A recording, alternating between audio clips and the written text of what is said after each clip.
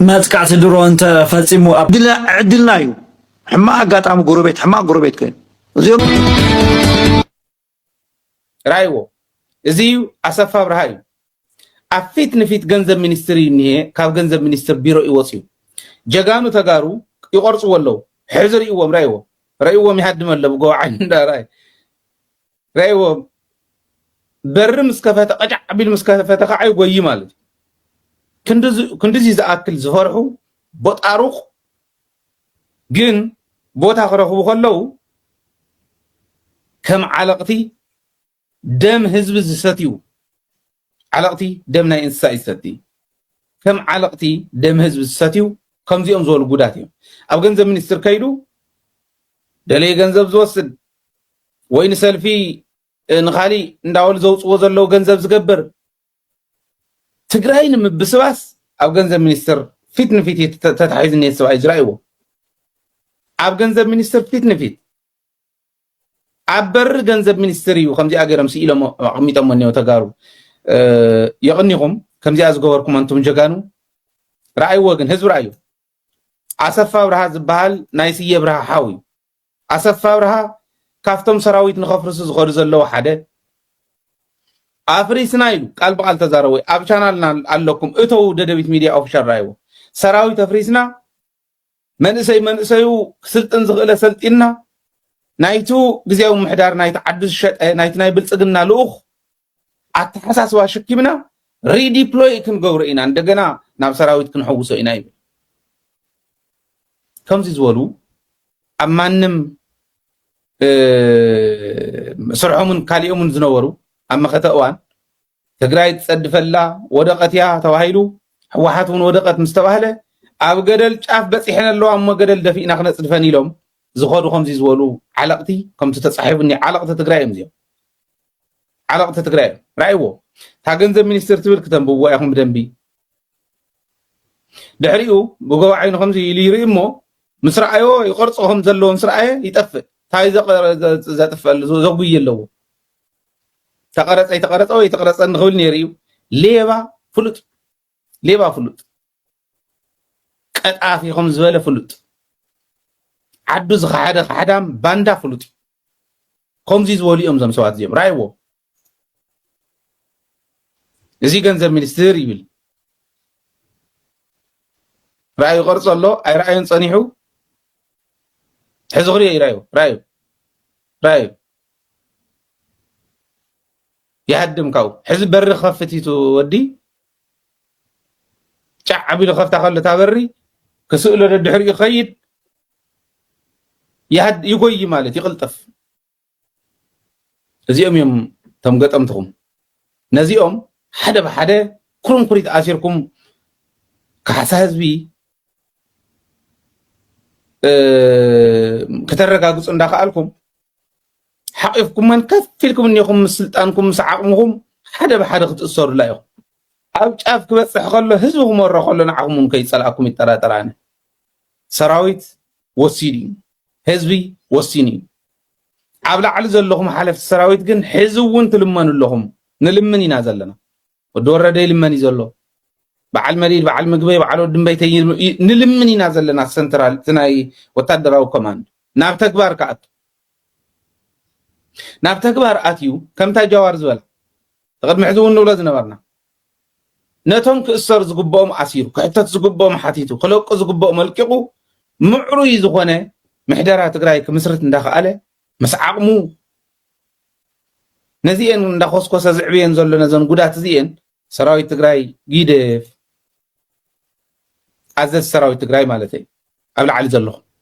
ኣብ سنترال كوماند ኣብ ኣብትናይ سنترال ወታደራዊ ኮማንድ ዘሎ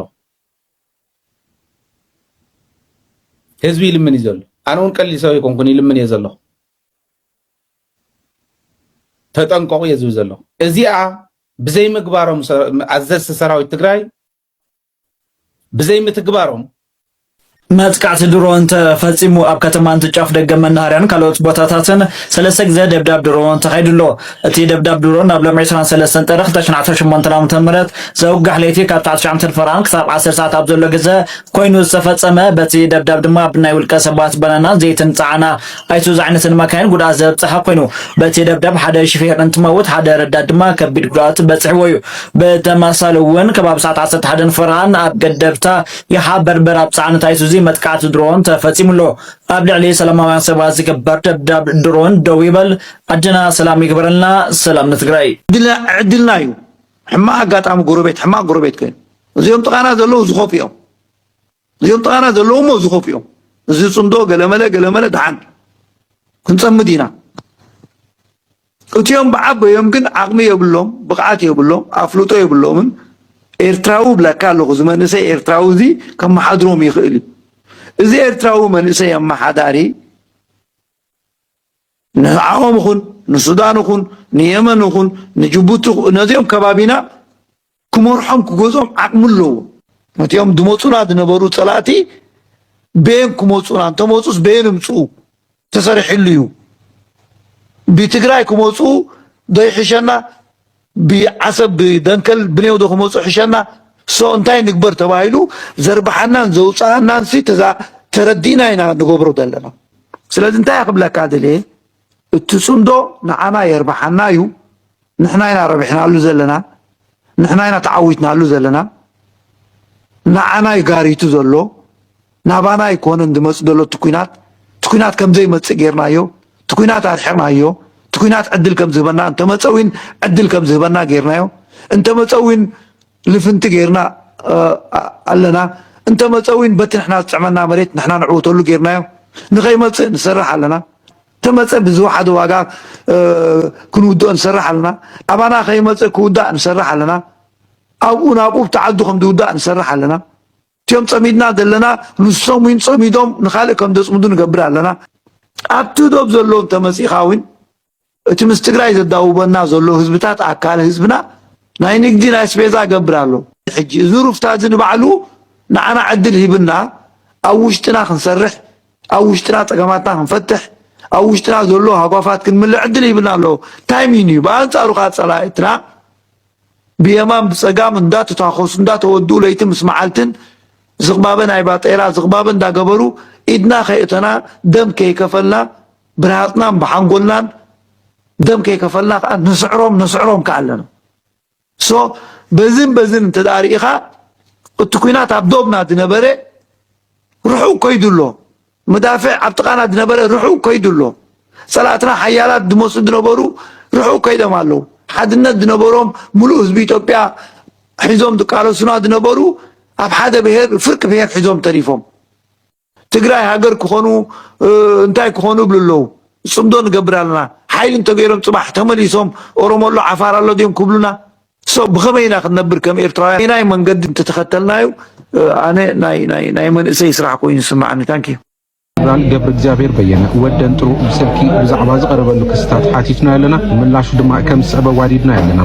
ተመስገን ኣቀዲሙ ወሃብ ቃልን ኣተሓባርን ክፍሊ ሚድያ እቲ ምንቅስቃስ ኮይኑ ይሰርሕ ምንባሩ ዝገለጸ እቲ ጀነራል እቲ ናይ ኮሙኒኬሽን ስራሕቲ ብዘፈቀደ ዝኸድን ዘይተወደበን ነይሩ ኢሉ ነቲ ናይ ሓራ መሬት ስራሕቲ ሚድያ እውን ጀማሪው ንሱ ስለ ዝነበረ ከም ድላዩ ዝገብሮ ነይሩ ክብል ተዛሪቡ ነቲ ናይ ሚድያን ኮሙኒኬሽን ስራሕቲ ብዝተወደበን ብትካላዊ አሰራርሓን ክምራሕ ስለ ዝተወሰነ ምትዕራይ ተገይሩ ኢሉ በዚ ድማ ነቲ ቦታ ዝመጥኑ ሰባት መሚና ምምዳብ ጀንግና ዝበለ ብርጋዴር ጀነራል ገብረ እግዚአብሔር በየነ ወደን ጥሩ ነተመስገን ቅድመ ሓደ ወርሒ ካብቲ ቦታ ክልዓል ኣብ ክንዱ ድማ መንግስቲ ኣብ ተስፋይ ደስየ አሸናፊን ካልእ ተመስገን ዝበሃልን ናይ ሚድያን ኮሙኒኬሽንን ልምድን ሞያን ዘለዎም ሰባት መዲብና ክብል ተዛሪቡ ኣተሓባር ድማ መንግስቲ ኣብ ተስፋይ ኮይኑ ኢሉ ተመስገን ዳዊት በቲ ዝተምሃሮ ስነ ዜጋን ስነ ምግባርን መሰረት ድማ ኣብ ኢንዶክትሪኔሽን ተመዲቡ በዚ ኸይዲ ምትዕራይ ተመስገን ሕጉሰይ ነበረን ኢሉ እቲ ጀነራል በትምደባ ከም ዘይተሓጎሰ ንጊርና ኮይኑ ግና እቶም ኣብ ሚድያ ዝተመደቡ ብትምህርቶምን ብስራሕ ልምዶምን ዝምጥኑ ምዃኖም ተነጊርዎ ብተወሳኺ ምንቅስቃስ ሓራ መሬት ብናይ ተመስገን ፌስቡክ ዘይኮነ ክፍለጥ ዝግቦ ናይ ባዕሉ ፔጅ ክህልዎ ከም ዘለዎ ወሲና ንሱ ግና ኣይተቐበሎን ኢሉ ድሕሪ ዝውሳነ ካብ ኣዲስ ኣበባ ናብ በዓላ ተላኢኹ ቅርሺ ከም ዘይተዋሃበውን ጽሑፍ ጽሒፉ ዝበለ ወደን ጥሩ ንስራሕ መካይድ ቀዲሙ 32,000 ቅርሺ ቀፂል ድማ 5,000 ተወሳኺ ዝግበኦ ክፍሊት ናይ ጁባ 6400 ተዋሂቦ ክብል ተዛሪቡ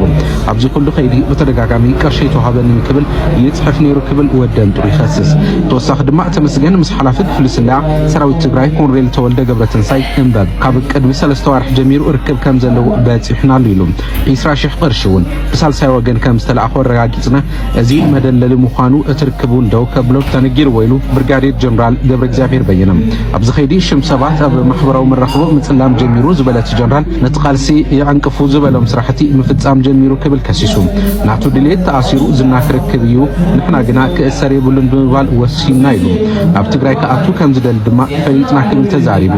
ቅድሚ 4 መዓልቲ ድማ ዋላ እውን ቲኬት ቆሪጽኩም ንመቐለ ስደድዎ ክብል ተዛሪበ ነይረ ኢሉ ሓቢሮም ተመስገን ምስ ማዕኸና ዜና ትግራይ ኣብ ዝገብሮ ቃለ መጠይቕ ብርጋዴር ጀነራል ገብረ እግዚአብሔር በየነ ወደን ጥሩ ሓደ ካብቶም ንቃልሲ መናእሰይ ዝጨው እዮም ኢሉ ኣብዚ ጉዳይ እንታይ ምላሽ ኣለካ ዝብል ሕቶ ሓቲትና ኣነ ባዕለይ ስልጣን ኣይሓዝኩን እቶም መናእሰዮም መርሐና መዋጽኦ ኩነና ኢሎም ነበር ክመርሖም ኢለውን ኣይከድኩን ኩነታቶም ክርኢ የከይደ ነይረ ዝበለ ኮይኑ ንተመስገን ሓዊሱ ብዙሓት መናእሰይ ነቲ ቃልሲ ይመርሕዎ እዮም ኢሉ ኣብዚ ሓለፈ ህይወትና ዘይሰራሕናዮ ንምስትኻል ምስ መናእሰይ ሓቢርና ኮይና ንምስራሕ እምበር ናይ ስልጣን ባህጊ የብልናን ክብል ምላሽ ሂቡ ኣብ በብመሓውር ድማ መናእሰዮም ነቲ ቃልሲ ይመርሕዎ ዘለዉ ክብል እቲ ጀነራል ሓቢሮሎም ነቲ ቃልሲ ናብ ውልቃዊ ረብሓን ሸቐጥን ተቐይሩ ንዝብል ክሲ ተመስገን ንኣዛዝቶም ዕጡቓት ሓቲትናዮ ነቲ ቃልሲ ናብ ሸቐጥ ካብ ዝቐየሩ ሓደ ባዕሉ ተመስገን እዩ ዝበለ ወደን ጥሩ ነቲ ቃልሲ ንምዕንቃፍ ናብ ሸቐጥ ዝቐየሩ ንተመስገን ሓዊሱ ኣለዉ ክብል እዩ ተዛሪቡ ነቲ ዘሎ ኣፈላላይ ብሰላማዊ መንገዲ ንምውዳእ ዝተጀመረ ምንቅስቓስ ኣሎ ዶ ኣብ ትግራይ ዝተጣየሸ ጉባኤ ዘተን ምርዳእን